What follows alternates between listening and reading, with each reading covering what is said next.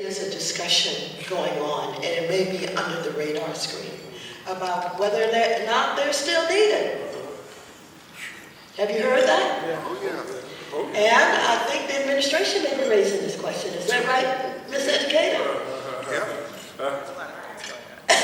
Well, we should all be concerned about that, because while we certainly are supportive of diversity, and certainly at the levels of elementary, secondary, early childhood education, all of that, the historically black colleges and universities are extraordinarily important because they were there for us when we couldn't go anyplace else.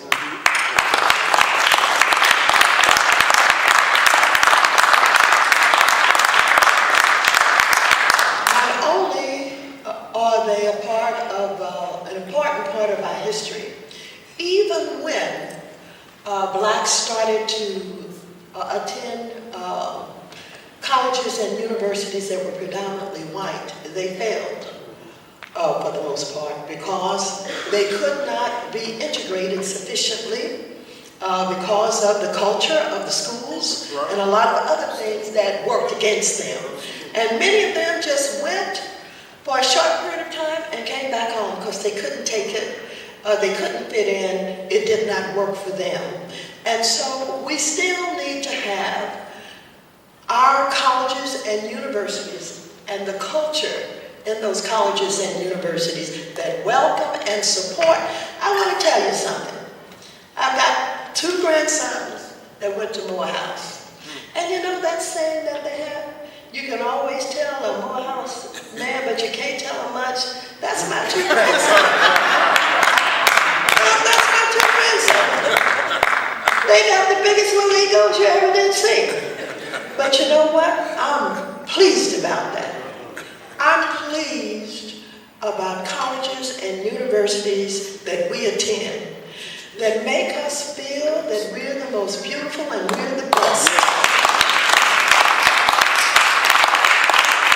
And that we can succeed. And so I'm worried about our black colleges and universities. Many of them are underfunded. Those of us that attend don't give anything back. Or we don't give enough back. We should join those alumni associations and give whatever we can to support them. I'm concerned about them because I believe one good example of that may be in the state of Louisiana, where there's been some attempt to do away with Southern, I believe it is. Anybody know about this?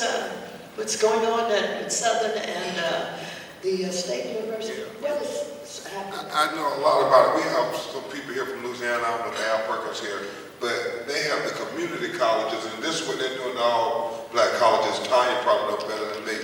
But, you know, a lot of times they said the student who can't get in these majority institutions, we will let you come to the historically black colleges, and we will work with you, and we will show that you can achieve and you can succeed.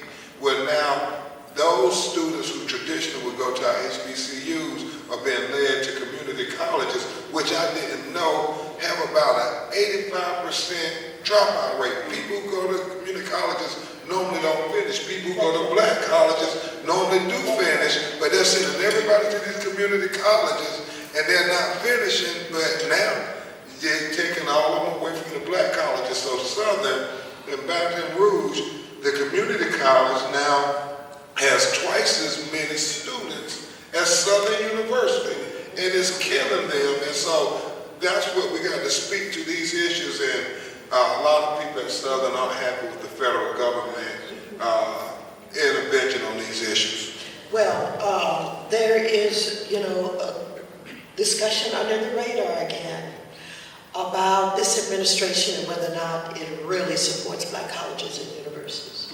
I'm not going to make a definitive statement about it because I don't have all of the documentation on the issue, but we need to pay attention to it. Because when you take the issue up to our black colleges of diversity, and you determine that black colleges and universities are not needed anymore, that puts our HBCUs at great risk.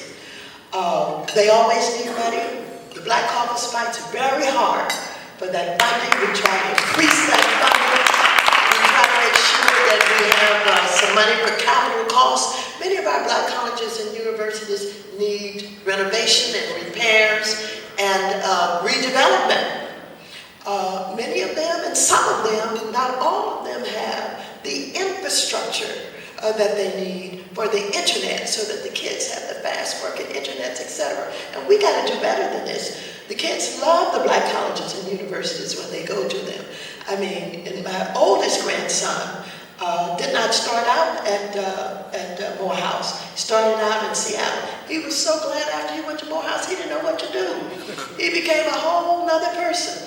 Came to work for the federal government, me first. At that time, it was not a conflict of interest because they had not anticipated grandmothers in Congress who would have grandsons who would be eligible to work. So it was not written into the conflict of interest law, so I hired him. And he was so smart and he was so good, he got sick and tired of us after they tried to get me so many times. And he went on to move back to Atlanta, where he had gone to school. And now he's a point owner in an entertainment firm. And they manage some great little stars coming up. Jonelle Monáe, Janetta, and all that group is in their portfolio. And he's doing fine. And he says, y'all take those politics and do whatever you want to do. I'm through with you all. So, but anyhow, I mean, I guess if there's any message I have about Black colleges and universities is, I believe that we need to support them and hold on to them. That should not intimidate anybody. That should not make anybody think that we don't want to be around other people. It just means that we have an appreciation for institutions who care about us and who are willing to invest the time and the attention in us to help us be all that we can be. And we should be interested in supporting them because our forefathers and our foremothers have to develop them, and our churches have to develop them so we would have some place to go. So we cannot abandon them, and no matter who's in the White House or who's in Congress, we must stand up for the Black colleges and universities always.